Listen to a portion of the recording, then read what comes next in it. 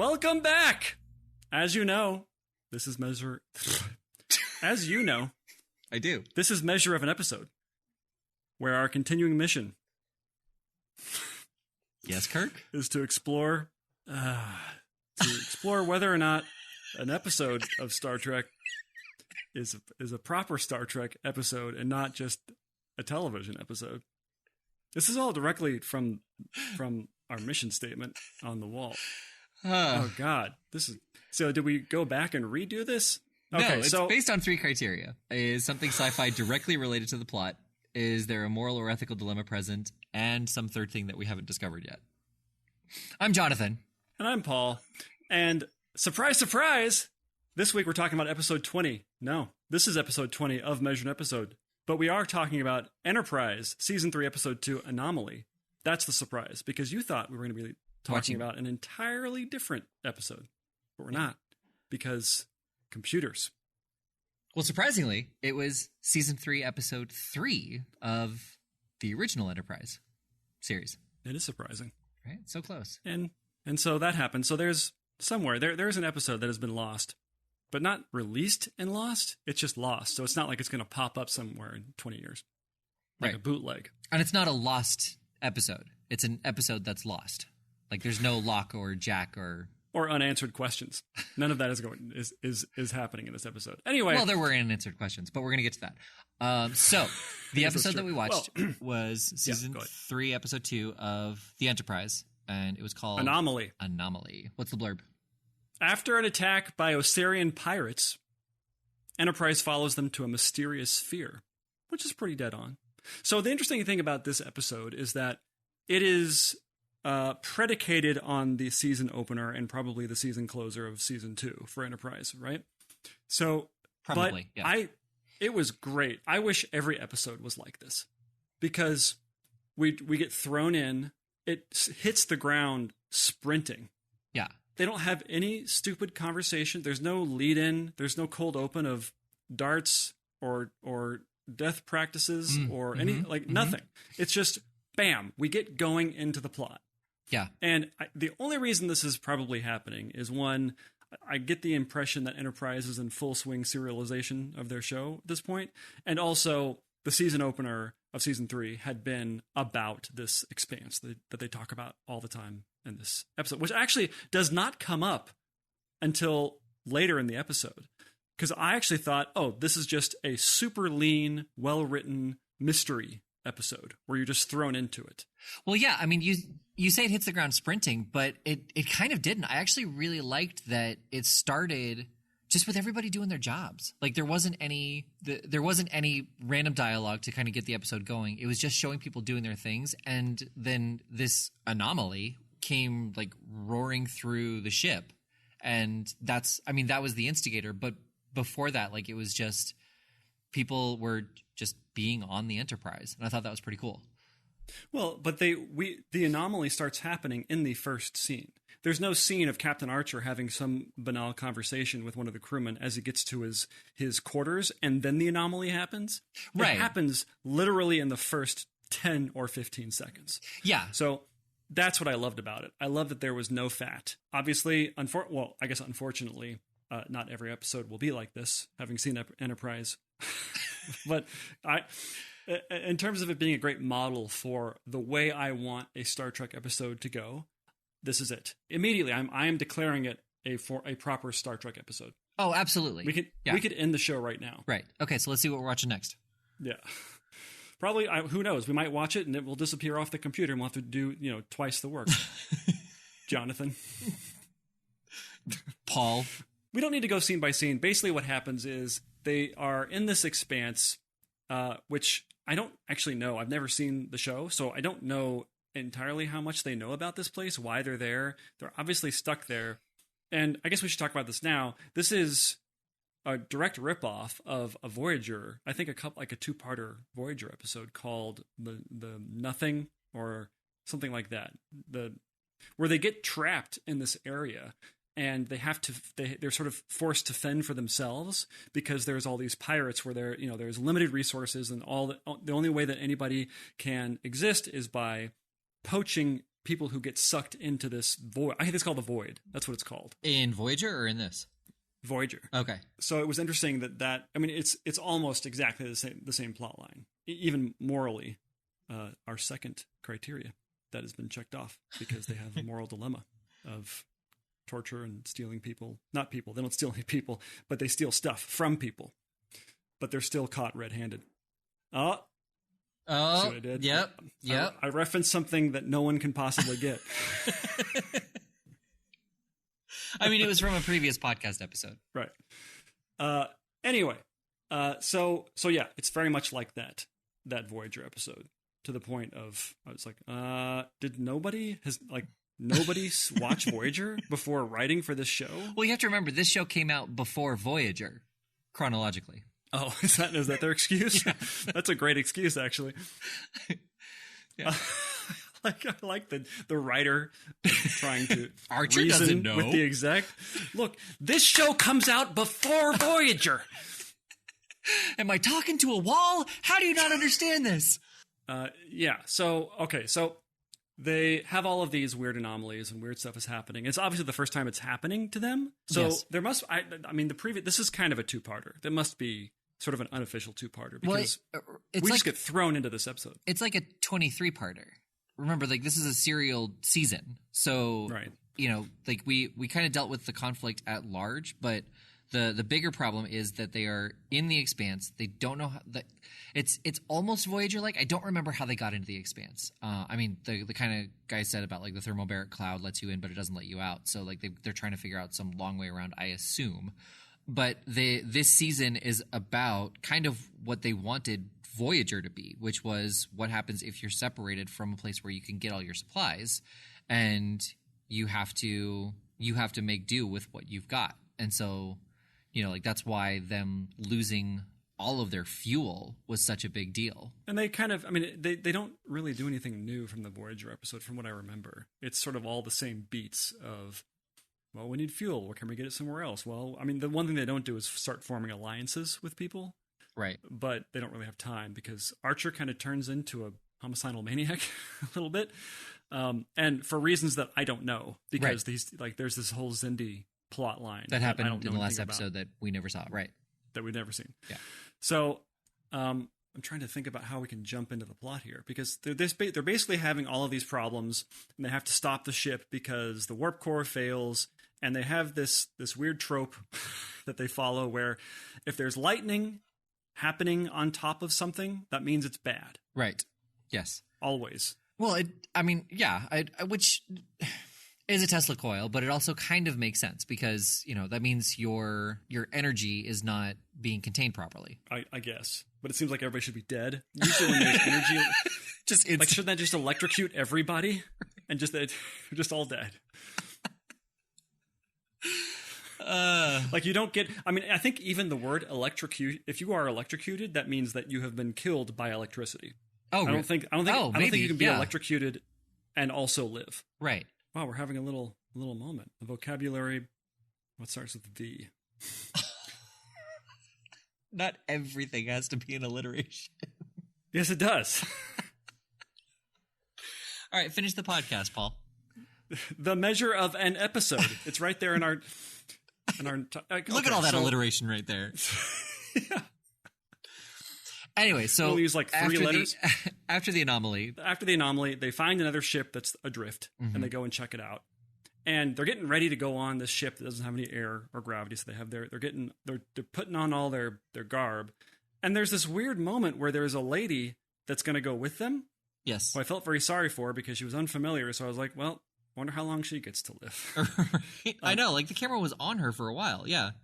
Well, the weird part was that she was, you like, obviously they're sexualizing her, right? But you can see through her little halter top.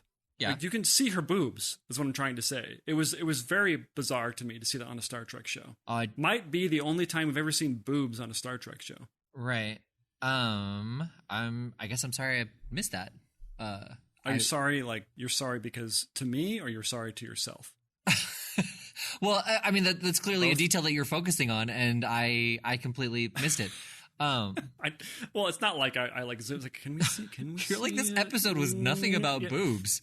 Just depends on how you watch it. So they find the dead aliens and they download their databases. That's a thing in Star Trek, right? Where just that they can always download. Yep. They can just download. Like everybody has the universal right adapter USB port. Yeah. Yep.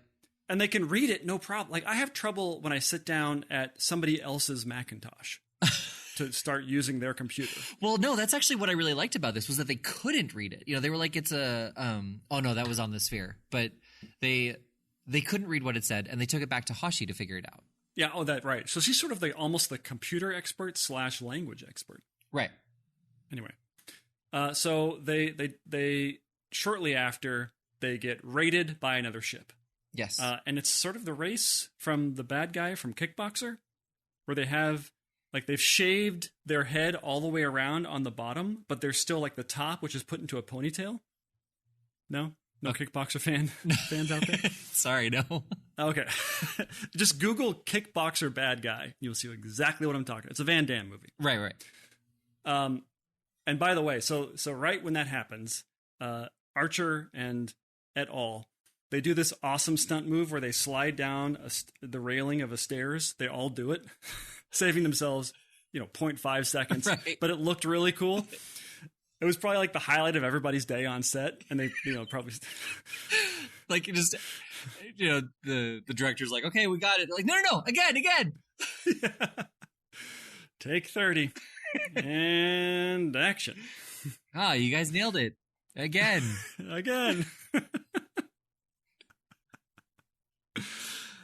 Okay, so one thing I did notice, okay, and it's kind of the only thing I didn't like about this episode, was that it was very overbearing with its score. Normally, Star Trek is very atmospheric with its score. It's usually orchestral. It's not usually thematic, not in a Star Warsian type of way, even though it's sort of scored in a traditional way with an orchestra. It's very kind of TV-esque with its music. But this had a lot of drum loops. By drum loop, I mean it's usually a little snippet, 4 bars of somebody playing some kind of rhythm, and then they just loop it over and over and over and over and over again. Okay. And it totally didn't work. It first of all, it kind of brought me out of it because it was just, they looped it for so long. It's like the lazy way to score a scene. You just loop your drum loop, and that kind of takes care of it. But all through this episode, they were doing it, and you can kind of hear where they were reusing that same loop over and over and over again. Sure. I don't know. It kind of felt like it wasn't as creative as I wanted it to be. But you didn't notice? I did, but what I took from it was that this was kind of transitioning to a much more militant operation rather than a typical, exploring. Because for me, anyway, having that kind of a steady snare drum repeat reminds me of military marches. I can get that. I felt like there was a moment where Chip is hiding on top of the warp core, and he's sort of watching the bad guy kind of circle around, waiting for his moment to strike. Mm-hmm. And this clangy metallic thing is just banging away in the score. I was like, this is not that moment. They're not fighting yet. Right. He's sort of snooping around. I understand the need to maintain some rhythm and a pulse to kind of keep pushing everything forward, but you can do that with other ways. You can do that with an orchestra, right?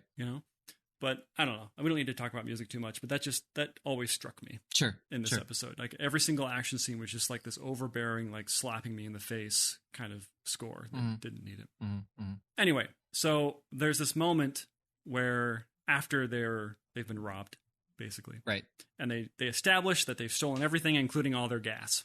Well, they're going to be out of gas. What was interesting though was they beamed out all of the aliens except for one, and I didn't get why they didn't beam out the last one. Yeah, that's a good point. I mean, maybe if you're incapacitated, they can't lock on. I mean, they did have their little shoulder things that they were it looks like they were initiating the beaming themselves, and maybe if you don't push the button, you don't get to go. Okay, yeah. Again, I missed that. Okay, but so then they stole all this stuff, but Archer goes into the medical bay, and he sees the soldier, Commander Fuller, that was shot and died. Yep.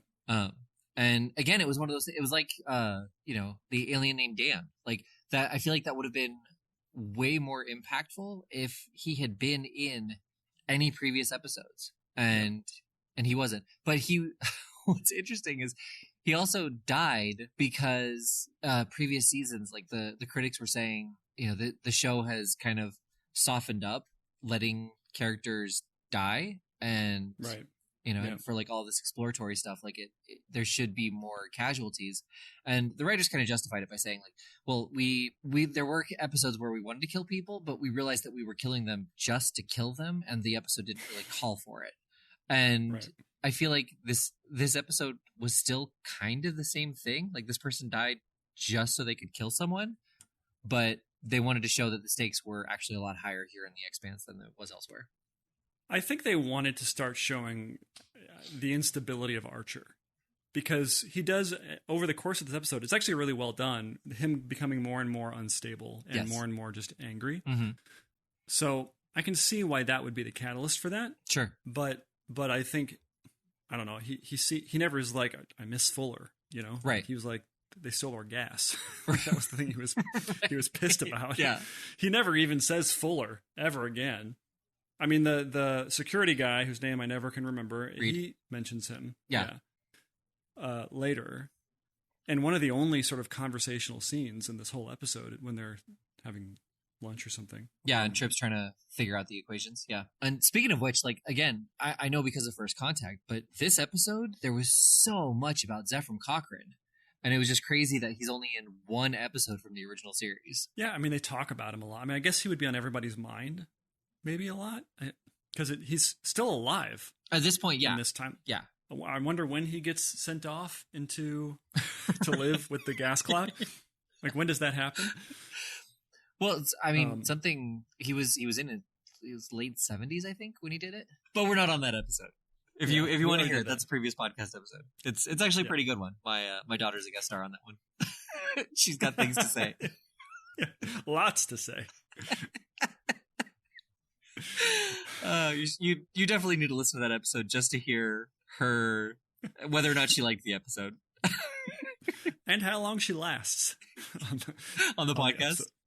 Yeah. Okay, so then after Archer talks with T'Pol, he consults with her about what to do about gas, and she tries to say, hey, we should go and try and find gas elsewhere. Yes. Let's not chase this person or these people who we have no idea how to find them. Right. Why don't we go use our time better? And then he's like, no, this is where they start to show his instability, Archer's.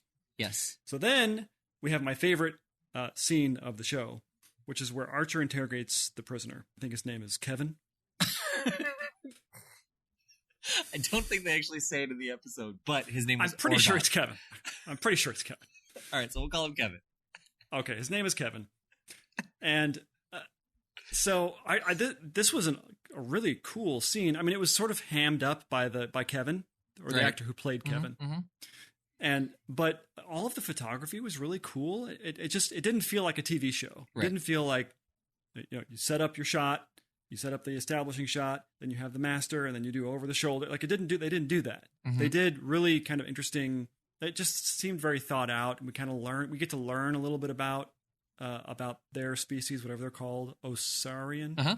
No, I liked it. One of the things that I liked was, he doesn't. He's very clearly talking about himself when he talks about, like, the things that being caught in the anomaly will do to you. But he doesn't actively, he's not like, look at my face or anything like that. Like he does kind of finger it. I mean, he fingers his face. And I felt like he went 25% too far. But... Not on this podcast.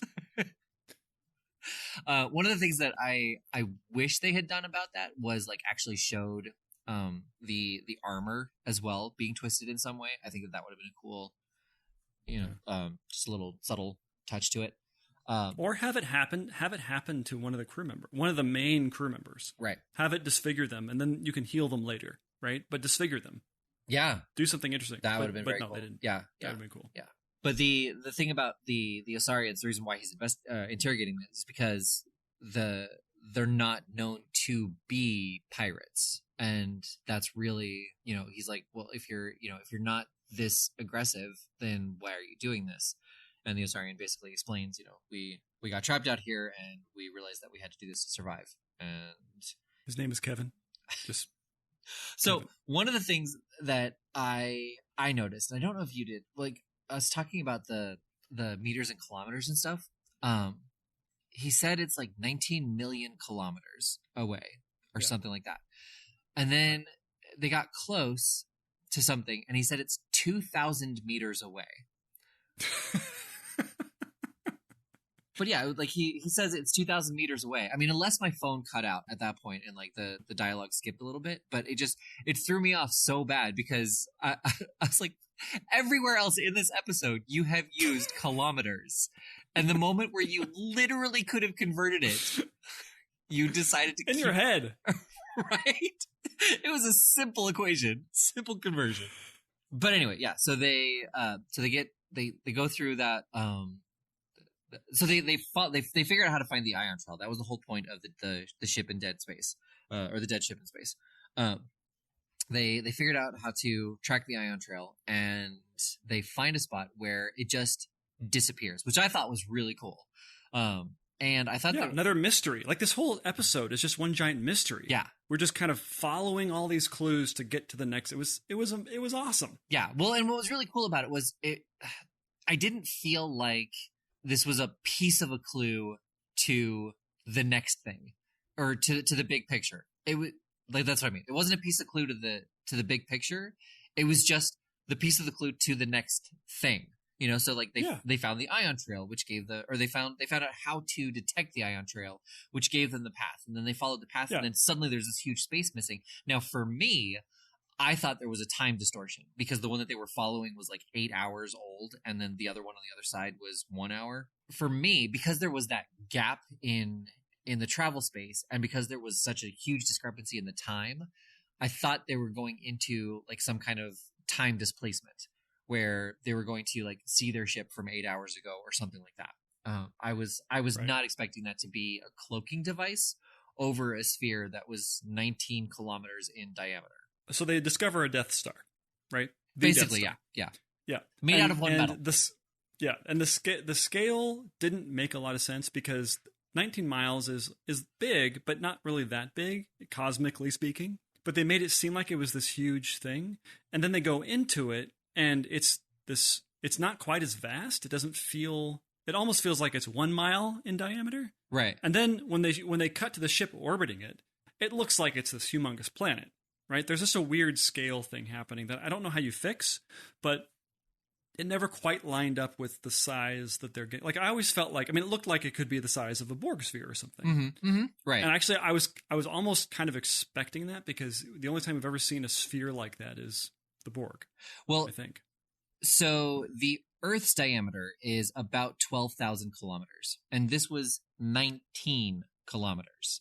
Right. So I mean, an orbit would be a matter of seconds. Right. Right. You would orbit if you're depending on how fast you were going. It would be minutes, if not seconds. Right. So, well, yeah, and so they fall into orbit around it. He says, "Put us into orbit," but the way that they made it look when the ship was very close to it, it did not look like it was that big.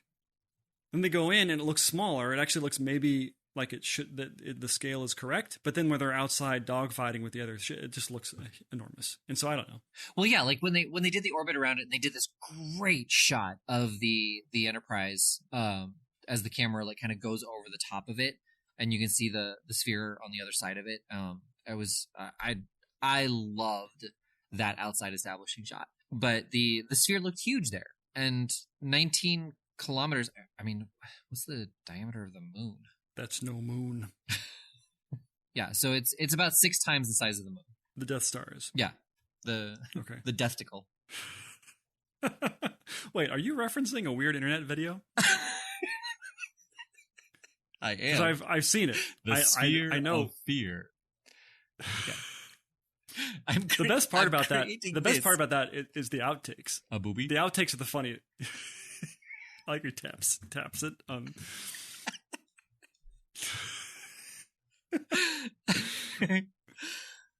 So good.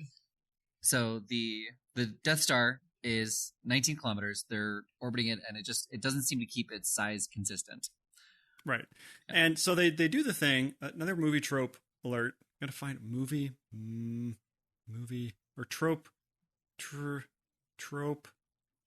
It's not coming. We'll think of it later. Anyway, What? movie trope alert. I'm trying to think of something that rhymes with or that alliterates with trope or movie. Oh. I can't think of anything because there's a trope alert. Like Okay. they do a trope thing again. Trope trouble? Come on, trope trouble. No, we'll keep it tentatively titled. Oh, Until we think of something better. yeah. So the tentatively titled trope. What did you say? What was it? Trouble. Tentatively titled trope trouble. Oh, that works. So whenever you're shooting, like whenever you need to get inside of a locked door, all you have to do is shoot the lock, Right. and then that will immediately unlock anything. Yes. Which is not how locks work at all. Any lock at all. I mean, yeah, if you blow a giant hole in it, then it will open. Right. But no, just somehow magically you can shoot an electronic futuristic future space lock, and that somehow magically unlocks everything, and you can now enter whatever you're trying to get, a giant, metal sphere. Yeah, that one was totally a bit of a stretch. Yep. It was lazy science fiction writing. Yes. They had to sneak into a locked door without blasting it open. So they just very gently nudged it with one of their lasers. So when they're in there, it's actually Archer that shoots it because he doesn't care, Mm-hmm. and he doesn't even know this is. I mean, I guess he knows that the bad guys have been here. They don't know it's their place, Right. So they brought along a whole boarding team, and there are those people in fatigues that I felt sorry for. It's like, well, what terrible death you guys. But they actually never die, Right. surprisingly. So they're subverting all of our expectations left and right, And yet using really lazy tropes at the same time. It's almost like this written by a plugin.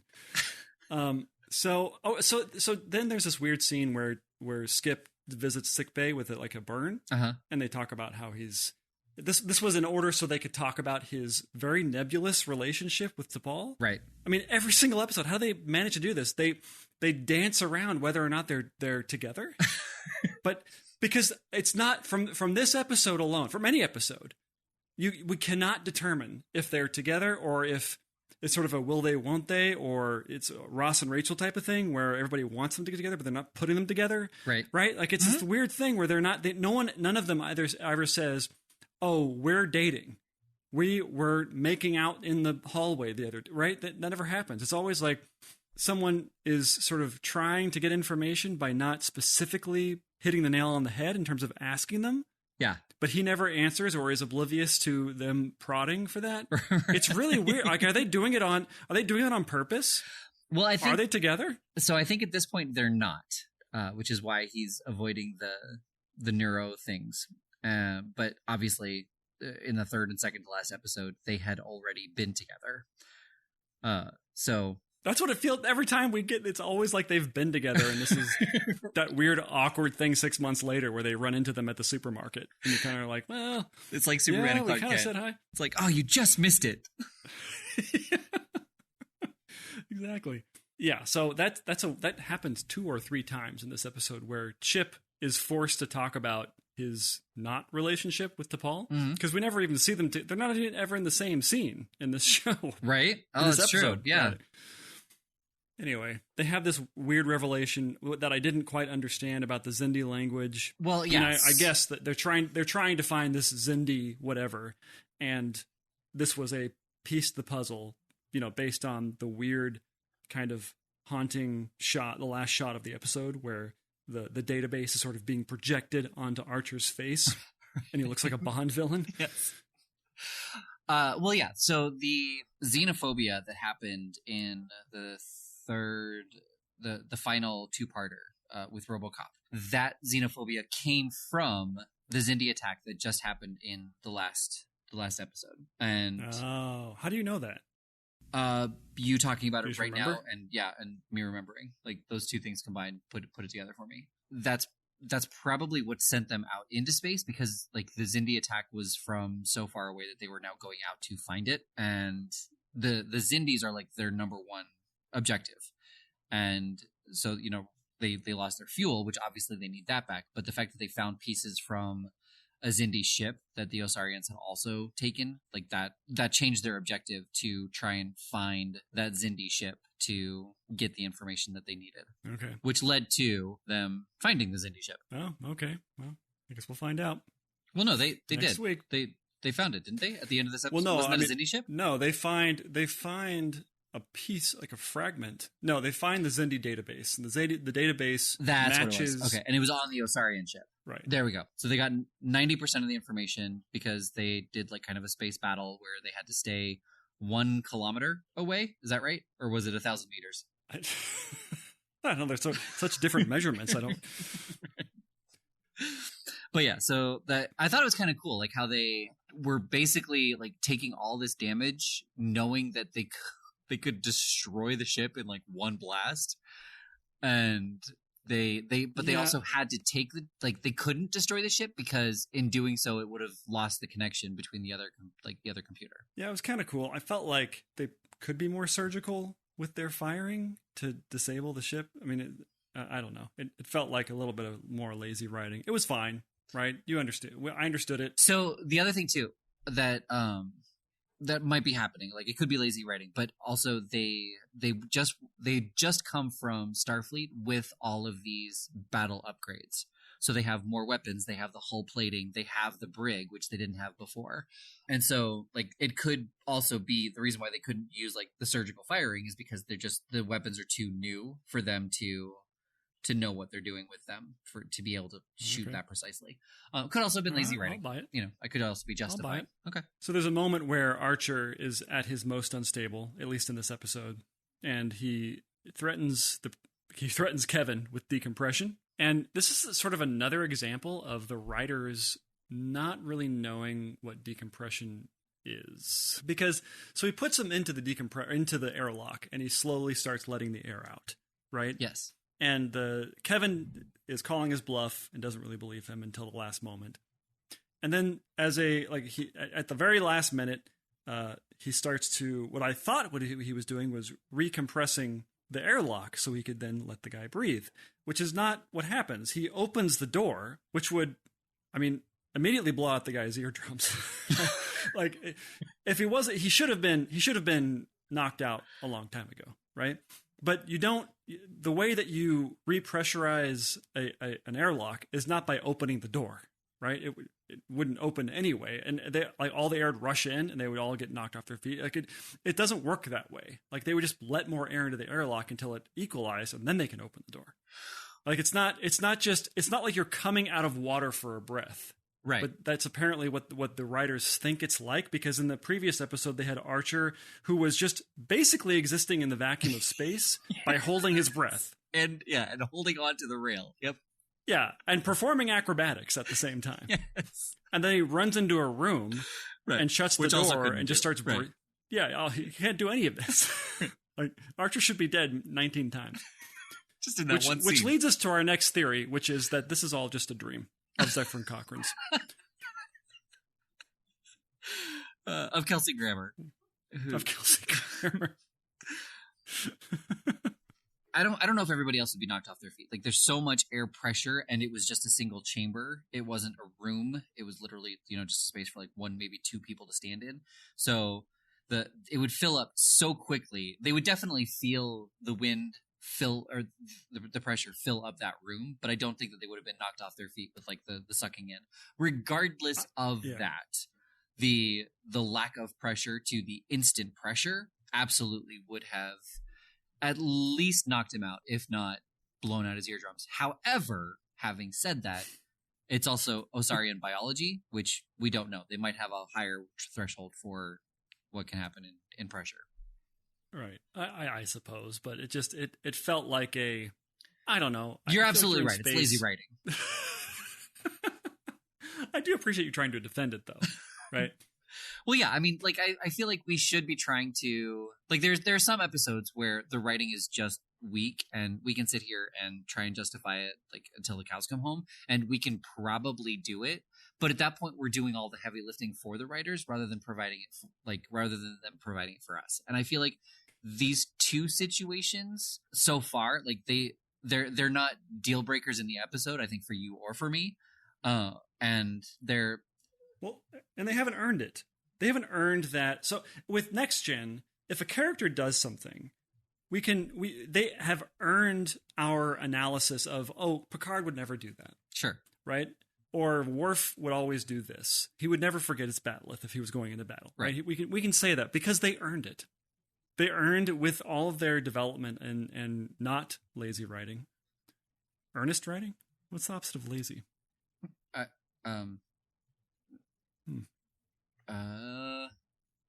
Talented? Yeah, nothing. I got Thought out?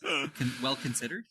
Yeah, I guess that's good. Anyway, they've earned that, right? They've earned the ability for us to fill in the gaps for them. Right. Because they did. Like the gaps are filled in with other information that we've gleaned from other episodes. But in this case, they haven't earned it. They haven't given us any example of how they adhere to the laws of physics. They just kind of do whatever they want to do based on what the script says. Sure. Well, yeah, and it could. I mean, if we look at the Osarians, it could say like they do have a higher threshold to the absence of pressure, but that could also be because people are trying to justify what happened in this episode, and not necessarily because the writer said, "Well, what if there was a species that was able to withstand the lack of air pressure, which allowed them, like this, the Solarians? Was that what they were? Yeah.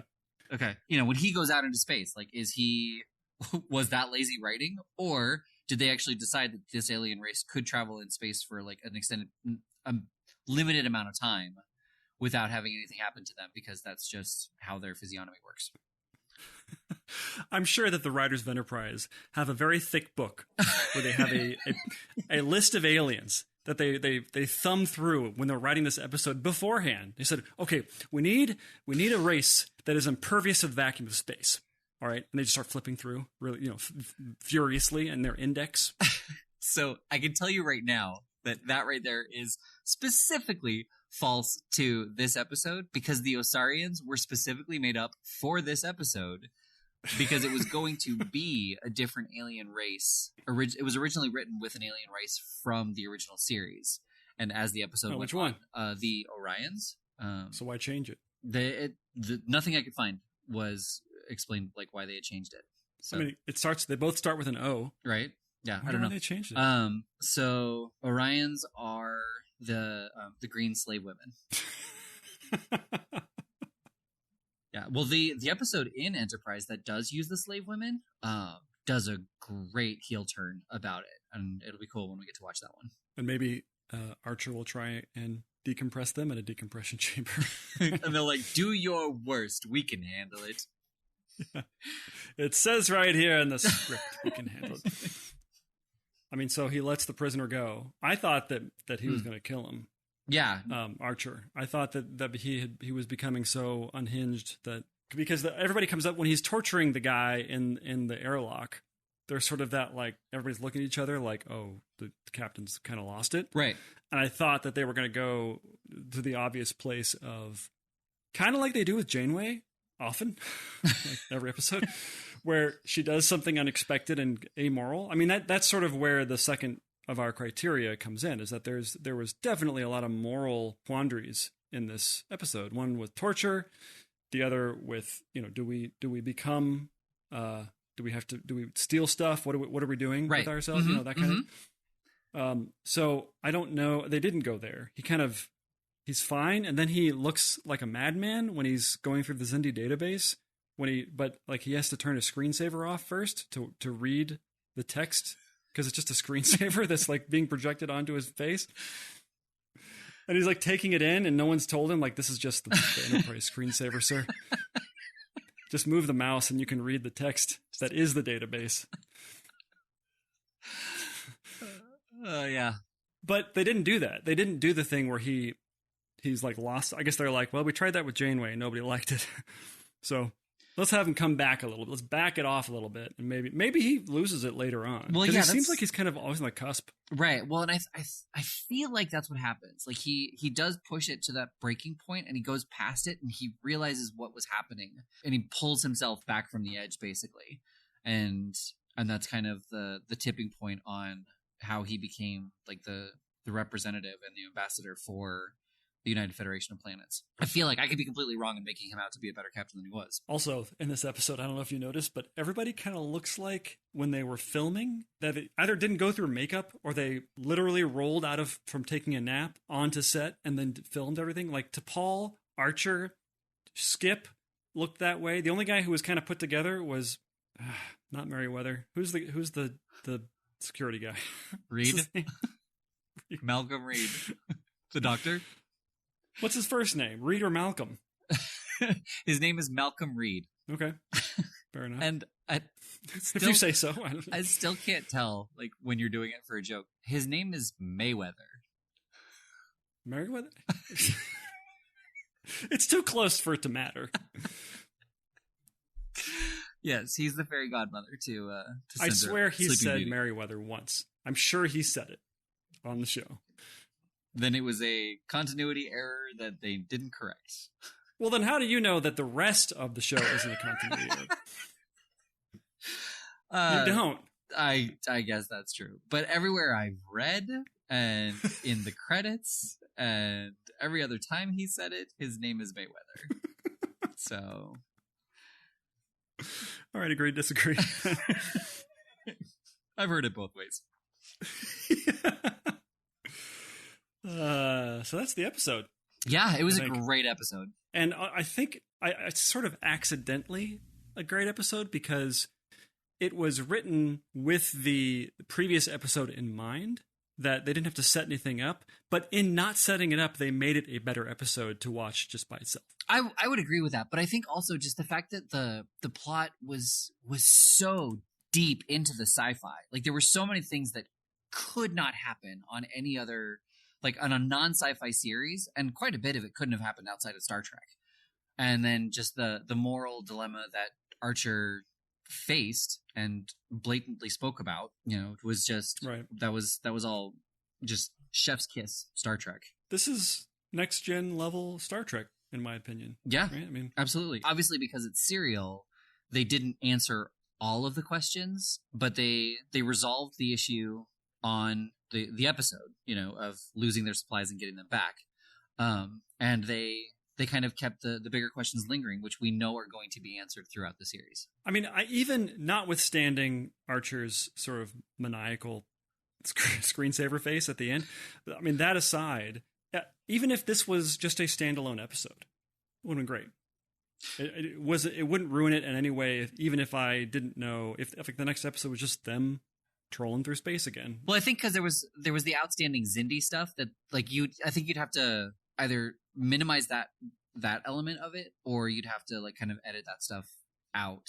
There would be a little bit of work you'd have to do, right? Not much, right? Not a whole lot. Yeah, Star Trek references things happening outside of the episode all the time, and so I feel like them being in the episode wouldn't have been an issue, other than, like, Archer would have had to have said something about the importance of his frustration with the Xindi and, like, wanting to get that information.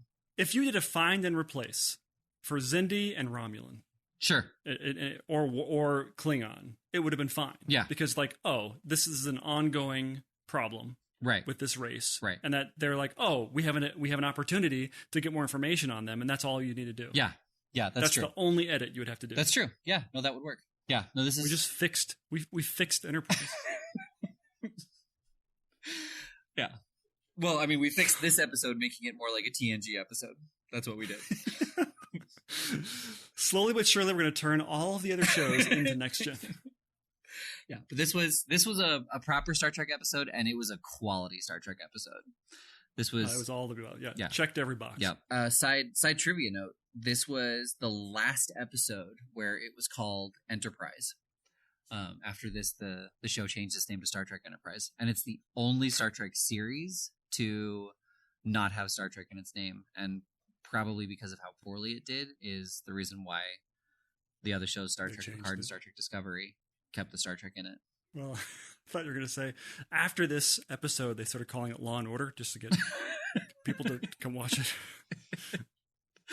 That would be amazing. Dun, dun. Law and Order Enterprise. Now I want to go make the Law and Order main title sequence with Enterprise stuff. Well, have you seen the Voyager Friends? mashup? No. Oh, it's so good. I'll send it to you. All right, well, let's figure out what we're watching next, shall we? Sounds good. But before we do that, a little bit of housekeeping. Oh, yeah, what you got? So if you like this show, not you, Jonathan, I know you like the show. Do I? Maybe you don't. Do you listen to the show? I listen to the show occasionally.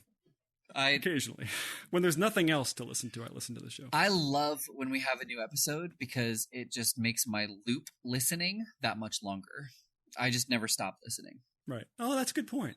That's a good point. Anyway, if you, like Jonathan and me, like this show, if you like Measure an Episode, please Measure of an Episode. I got to stop shorthanding my speech. If you like Measure of an Episode, the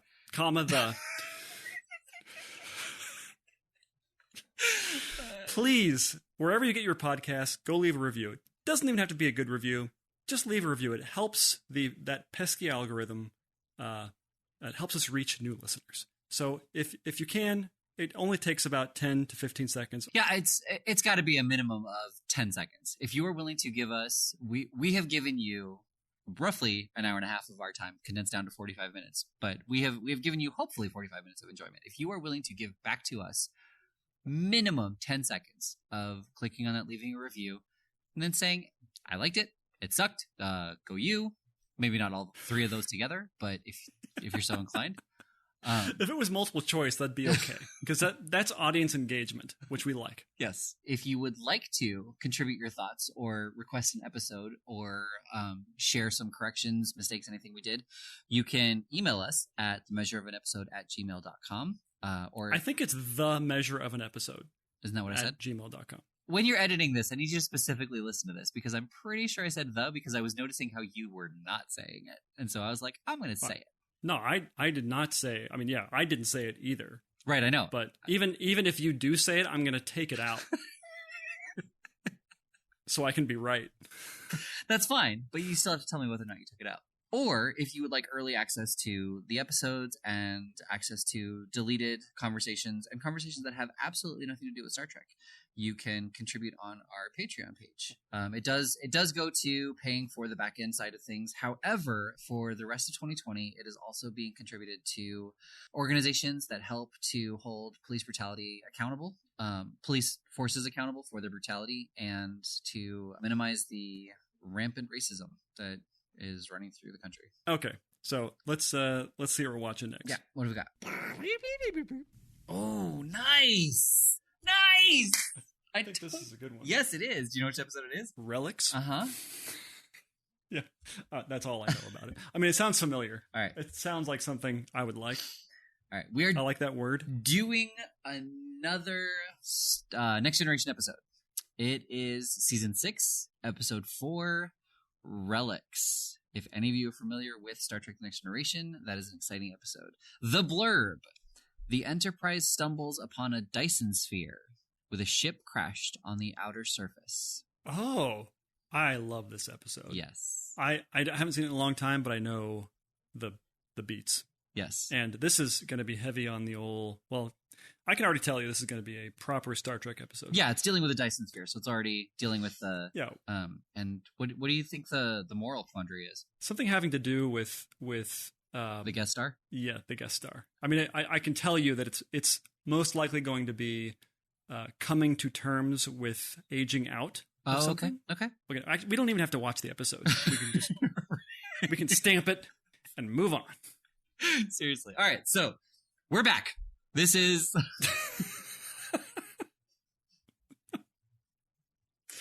Return. All right, let's go watch it. Okay.